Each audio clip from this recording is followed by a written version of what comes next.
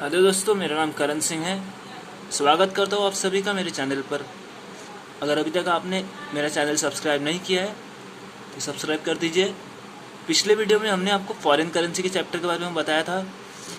In this video we will learn about amalgamation, what is amalgamation, in amalgamation which account and which ledger we have to prepare, और उसके थोड़े journal entries methods आज पढ़ेंगे। Total नहीं, आज सिर्फ 50% learning होगा। So let's start. चैप्टर का नाम जैसे है amalgamation and absorption of companies. अब एमालगमेशन का मीनिंग क्या दिया है? In amalgamation two existing company combine the business to form a new company. मतलब क्या हुआ एमालगमेशन में? टू एग्जिस्टिंग कंपनी मतलब वो कंपनी जो चालू कंपनी, मतलब जो एग्जिस्टिंग मार्केट में है, वैसे दो कंपनी मिलेंगे, कंबाइन होंगे और एक नया कंपनी खोलेंगे, उसे बोलते हैं एमालगमेशन। एब्जॉर्प्शन मतलब क्या होता है? In absorption the business of an existing company is purchase by another existing company, so there is no formation of a new company. अब इसमें क्या होता है कि एक कंपनी दूसरे कंपनी को अंडरटेक कर लेता है, मतलब खरीद लेता है। दोनों कंपनी एग्जिस्टिंग कंपनी होती है। इससे क्या होता है कि जब एक कंपनी दूसरे कंपनी को खरीदता है तो इसमें कोई न्यू कंपनी फॉर्म नहीं होता है। For example Tom and Jerry है, एक कंपनी टॉम है, एक कंपनी जेरी है। टॉम ने जेरी का बिजनेस खरीद लिया तो इसमें कोई नया बिजनेस नहीं हुआ है। और एमालगमेशन का एग्जांपल बताएंगे, जैसे कि एक कंपनी है जिसका नाम है एबीसी लिमिटेड, एक कंपनी जिसका नाम है XYZ लिमिटेड। एबीसी लिमिटेड और XYZ लिमिटेड एमालगमेट हुए और कंपनी का नाम बना MN लिमिटेड। सो MN लिमिटेड हमारा न्यू कंपनी रहेगा। ओल्ड कंपनी क्या क्या रहेगा हमारा? एबीसी लिमिटेड और XYZ लिमिटेड। सो इसको करने के लिए नॉर्मली हमारे पास 7 स्टेप्स रहते हैं। और इसका आज जैसे कि बोला मैंने आपको कि आज सिर्फ इसका 50% इंट्रो बताऊंगा, बाकी 50% 2-3 सम्स के बाद बताया जाएगा, क्योंकि शुरू में सब बता देंगे तो ऑब्वियसली आप इस चैप्टर को ओमिट कर देंगे, बिकॉज थोड़ा सा वाइड, थोड़ा सा लार्ज है, लेकिन समझ जाएगा तो बहुत इजी टॉपिक रहेगा। सो मूविंग ऑन, इसमें जर्नल एंट्रीज दिया है। इसको ओल्ड कंपनी और न्यू कंपनी दो कंपनी होती है। ओल्ड कंपनी मतलब जैसे कि एमालगमेशन में बताया, टू एग्जिस्टिंग कंपनी को ओल्ड कंपनी भी बोलते हैं। तो ओल्ड कंपनी की बुक में हमें क्या क्या जर्नल एंट्री पास करना पड़ेगा, देखते हैं। Journal entries in the books of old company, steps to save the problem in the books of old company. अब ओल्ड कंपनी में हमें क्या क्या स्टेप्स सॉल्व करने बताया। स्टेप 1 क्या बोला है? Transfer of balance sheet items eight book value. What does this mean? जो हमको ओल्ड कंपनी का बैलेंस शीट दिया रहेगा, जैसे कि आपको एग्जांपल बताया मैंने एबीसी और XYZ लिमिटेड, तो एबीसी लिमिटेड और XYZ लिमिटेड का हमको बैलेंस शीट खाली करना है। ट्रांसफर करना है मतलब वो खाली करके ट्रांसफर करना है। हमें किस में ट्रांसफर करना रहेगा? हमें realisation account, because old company दो मिलकर एक नया कंपनी बन रहा है। तो ओल्ड कंपनी अपना सामान वैसे का वैसे थोड़ी लेके जाएगा, नया कंपनी में नए सामान देंगे, ओल्ड कंपनी के सामान सब न्यू कंपनी परचेज कर लेगा। So realisation account debit to sundry assets account. अब हम किसके हिसाब से एंट्री पास कर रहे हैं? ओल्ड कंपनी के हिसाब से। इधर लिखा है journal entries in the books of old company. So realisation account debit to sundry assets account. अब देखते हैं हम बैलेंस शीट कैसा होता है। बैलेंस शीट फॉर्मेट सबको याद रहेगा, तो लाइबिलिटीज अमाउंट, एसेट्स अमाउंट, मतलब एसेट दिया रहता है, लाइबिलिटी दिया रहता है। ओके, सो पहला स्टेप दिया transfer of balance sheet item at book value. तो हम पहले एसेट खाली करेंगे। एसेट में पहला transfer of asset to realisation account at book value, हमें बुक वैल्यू पे खाली करना है। बुक वैल्यू मतलब वो वैल्यू जो दिया है बैलेंस शीट में। Realisation account debit to sundry assets account, being asset transfer to realisation account. अब इसमें एक बात का ध्यान देना है, वो क्या है? नोट देखना, all asset should be transfer to realisation account, however cash and bank balance should be transfer to realisation account only if it is taken over by the purchasing company. In simple words, if cash and bank balance is not taken over, it should not transfer to realization account. अब ये sentence का meaning क्या होता है? Cash and bank कहाँ आता है? हमारे बैलेंस शीट के एसेट साइड में आता है। लिखा था transfer of assets to realisation account, मतलब सारे एसेट हमें ट्रांसफर करने होंगे रियलाइजेशन में। कौन से वैल्यू पे? बुक वैल्यू पे। लेकिन इधर पे एक एक्सेप्शन दिया है कि कैश और बैंक तब ट्रांसफर होगा जब बोला गया रहेगा। अगर नहीं बोला है तो इससे हमें रियलाइजेशन में ट्रांसफर नहीं करना है।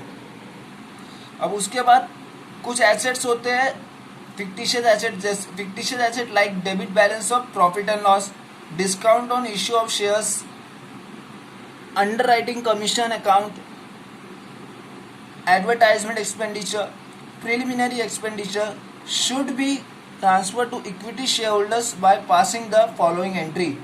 अब fictitious asset मतलब वो assets जो होते नहीं है, वो क्या, इसे सिंपल वर्ड में बोलेंगे झूठ मूठ के assets।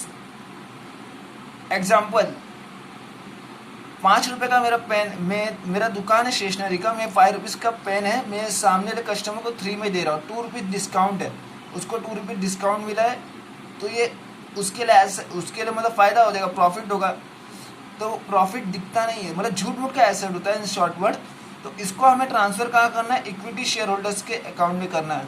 तो equity share holders account debit to fictitious assets account. Equity shareholder account debit क्यों हुआ है?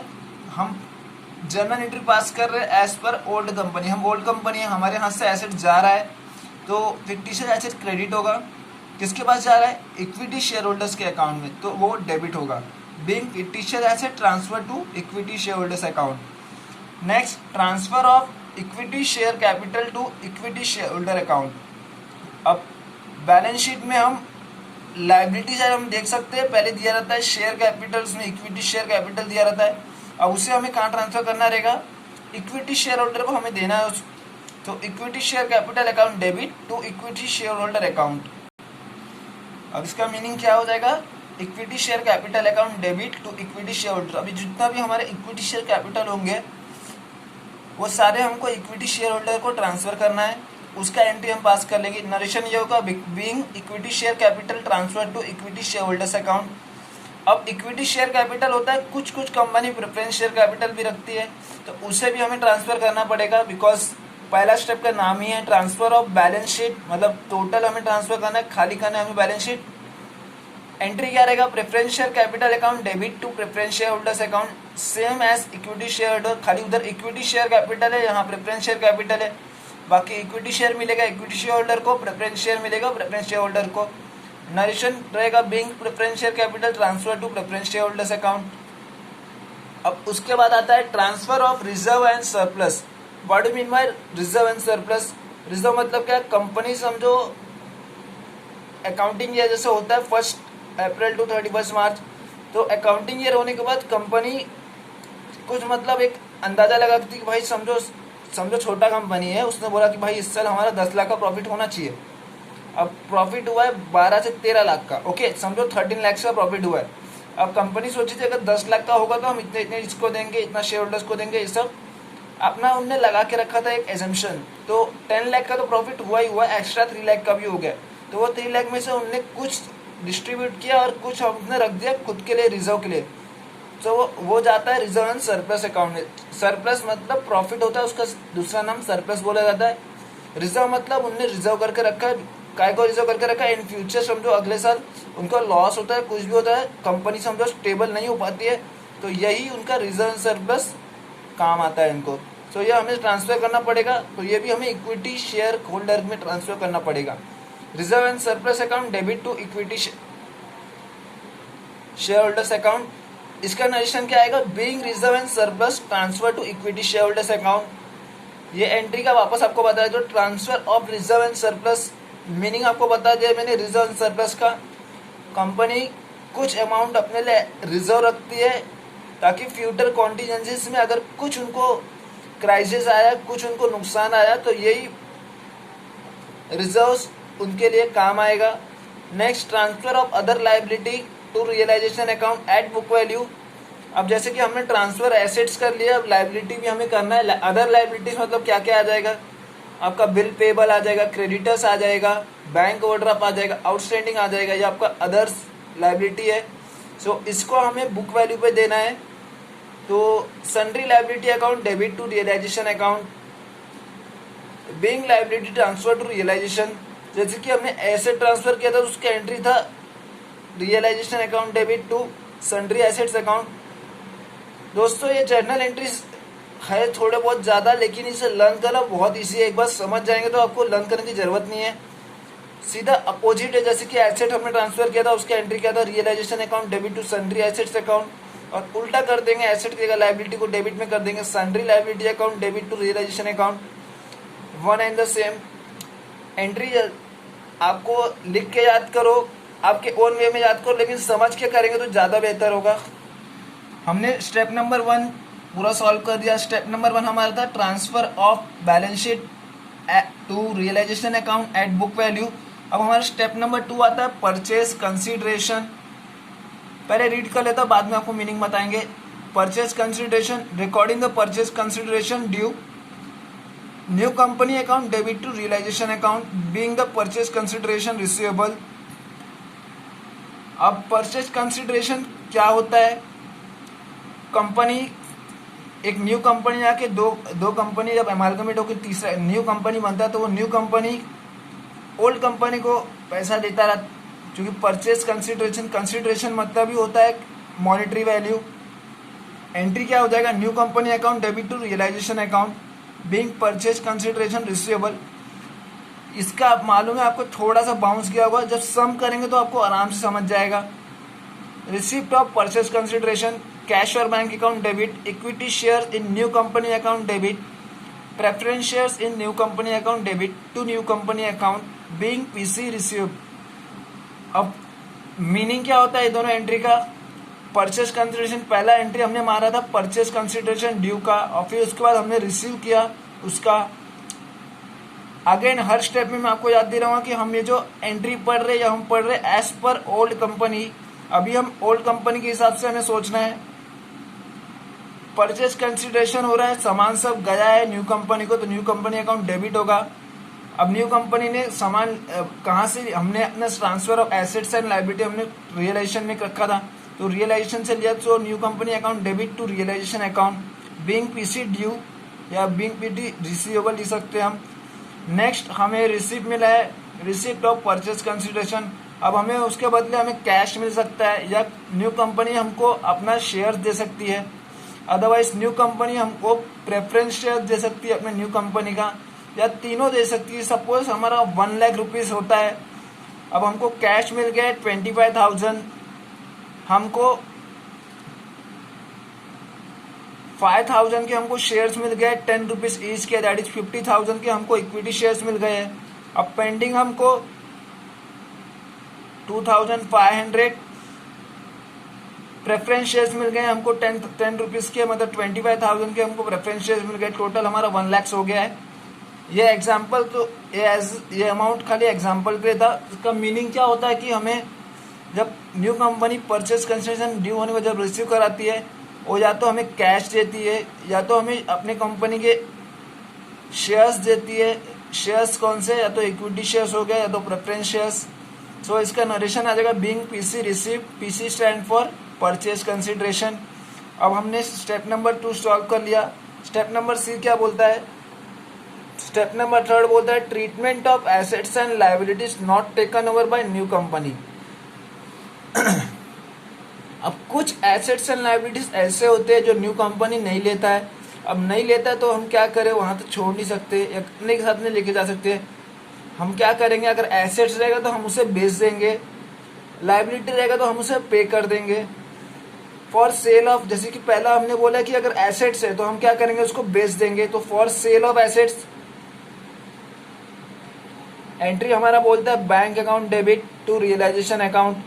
बैंक अकाउंट डेबिट क्यों है? हमने अपने ओल्ड कंपनी के हिसाब से सोचना है। हमने एसेट बेचा है, गुड्स हो या कुछ भी हो, टेंजिबल एसेट्स हो गया हमारा, फिक्स एसेट्स, एसेट्स बेचा है तो हमको पैसा मिल रहा है, दैट इज कैश और bank account.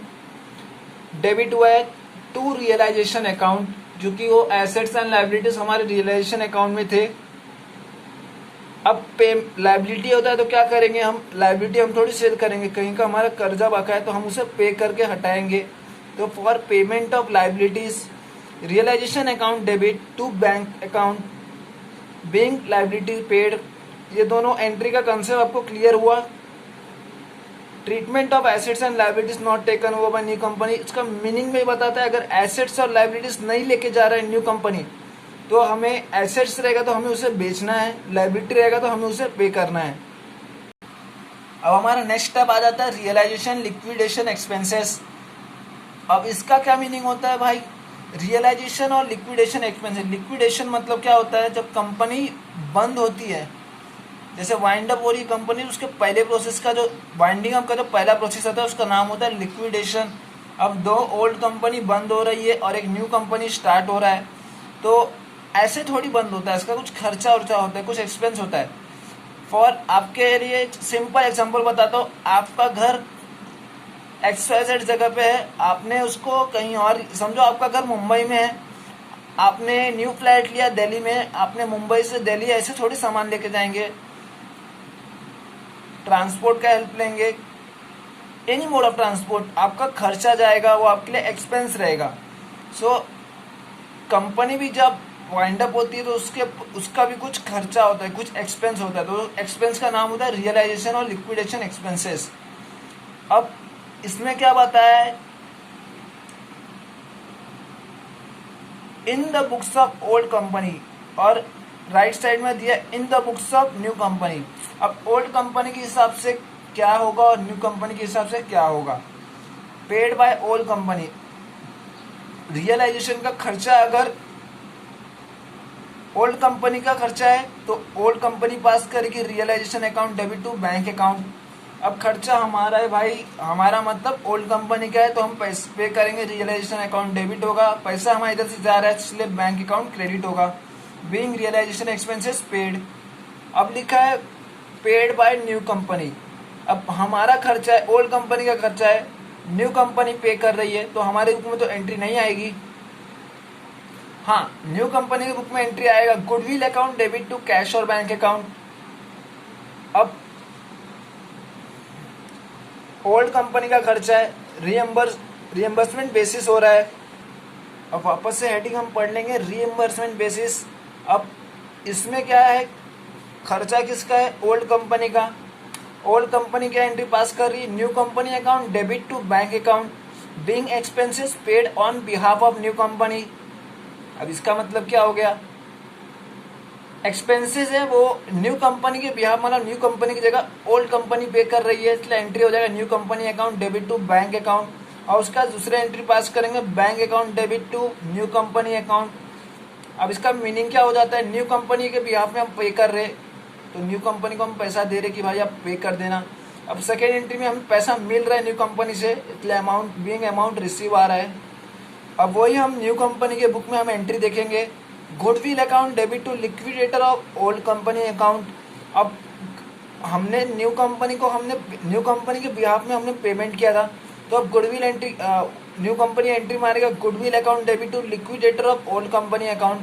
Liquidator of old company मतलब जो भी ओल्ड कंपनी XYZ ABC और XYZ लिमिटेड थे उनका नाम है। Being realisation expenses payable, what does the word means payable, मतलब पे नहीं किया हमने, पे करेंगे। कौन सा एक्सपेंसेस, रियलाइजेशन एक्सपेंसेस। उनका दूसरा एंट्री हो जाएगा realisation liquidator of old company account debit to bank account. अब हमने उनके बिहाफ में पे किया था तो अब वो हमको पैसा दे रहे, liquidator of old company account debit to bank account, being realisation expenses paid, मतलब अभी उनने एंट्री पास किया रियलाइजेशन एक्सपेंसेस पे का। अब हमारा स्टेप नंबर 5 आ जाता है settlement of preference share holders account. अब भाई प्रेफरेंस शेयर का मीनिंग तो आपको मालूम ही है, एक स्मॉल शॉर्टकट में आपको प्रेफरेंस शेयर का मीनिंग बता दूंगा। इक्विटी कंपनी की सिक्योरिटीज होती है ये।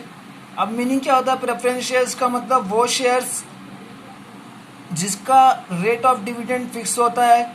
इक्विटी शेयर के पहले प्रेफरेंस शेयर्स को डिविडेंड मिलता है, मतलब प्रेफरेंस मतलब ये होता है प्रायोरिटी, ये शेयर होल्डर्स को प्रायोरिटी दी जाती है। So settlement of preference share holders account. अब प्रेफरेंस शेयर होल्डर्स अकाउंट जब हम क्लोज करेंगे, उसको सेटल करेंगे तो एंट्री क्या पास होगा, preference share holders account debit, realization account debit to cash और bank account, to equity shares of new company account, to preference shares of new company account, to realisation account being preference share holders account. अब यह entry हमने read out कर दिया। अब इसका meaning क्या होता है? Preference share holders account debit क्यों कर रहे हैं? क्योंकि वो अमाउंट है जो